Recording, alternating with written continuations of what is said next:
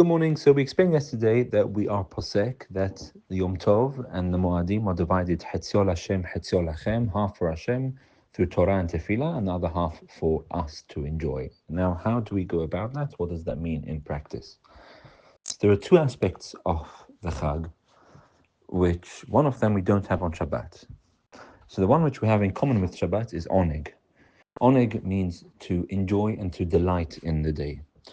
And the Torah says, Ele Moadei Adonai Mikra'ei Kodesh, Asher Tikru Otam Ma'adam. They are called Mikra'ei Kodesh, holy happenings, and which the Hachamim interpret to mean that we designate its significance through Ma'achal, Mishteh, Ubechsut Nikiyah, through eating, through drinking, and through nice clothes and dresses, and so on and so forth. And this is how Rambam and the Shulchan Aruch are posek, that just like there is a mitzvah to enjoy the Shabbat, there is the same mitzvah to enjoy the Yom Tov and to be ma'aneg and to delight in the day.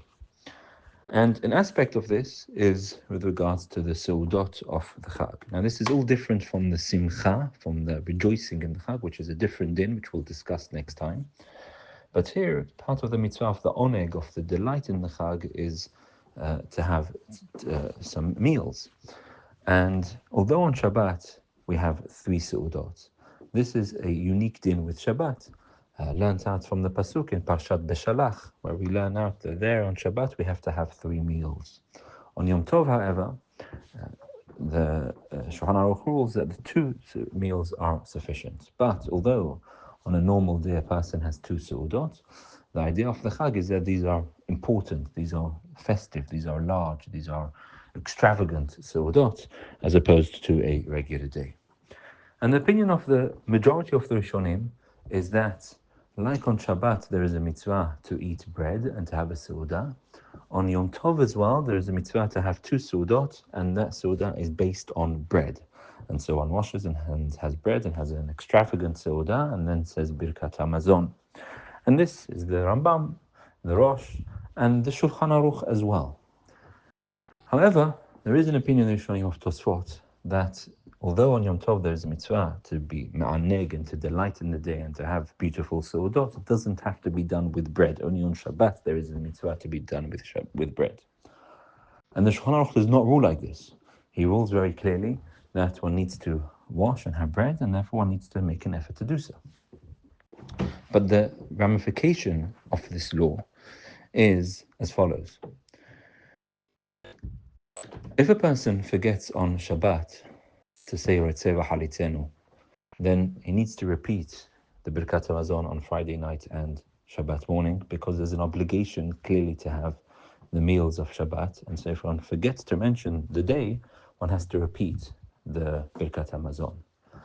And if there is indeed an obligation, as the Rambam and the Shulchan Aruch rule, to have 2 seudot with bread on Yom Tov, that means if a person forgets to mention the sanctity of the day in Birkat Hamazon, he forgets to say Ya'aleh v'Yavo, one needs to repeat the Birkat Hamazon. And yes, this is indeed what the Shulchan Aruch rules, that if a person forgets to say Ya'aleh v'Yavo on any of the festive meals of Yom Tov, one needs to repeat the Birkat Hamazon. And this is how the Ashkenazim rule, and this is how the Shulchan Aruch ruled. However, because of the concept of Safek Barachot Lahakel, that we don't want to say a beracha when there's a possibility we're not obligated to do so, the Ben Ish Chai and many of the Sfaradi poskim took on that we do not repeat Birkat Hamazon on Chag if one forgets, because there's no obligation, according to Tosfot at least, to have a meal on Chag. And therefore, although in practice we say the halacha is a person needs to have seudah on Yom Tov with bread, and that's what we do. But if a person forgot to say Ya'aleh v'Yavo because of the opinion of Tosfot, in practice we don't repeat the Birkat Hamazon because one forgot to say Ya'aleh v'Yavo. The only time on Chag one has to go back and repeat Ya'aleh v'Yavo is only on the first night of Pesach, first night of Pesach and first night of Sukkot, and outside of Israel the second night of Pesach and the second night of Sukkot, because then there is an obligation to eat matzah, and there is an obligation to eat in the sukkah.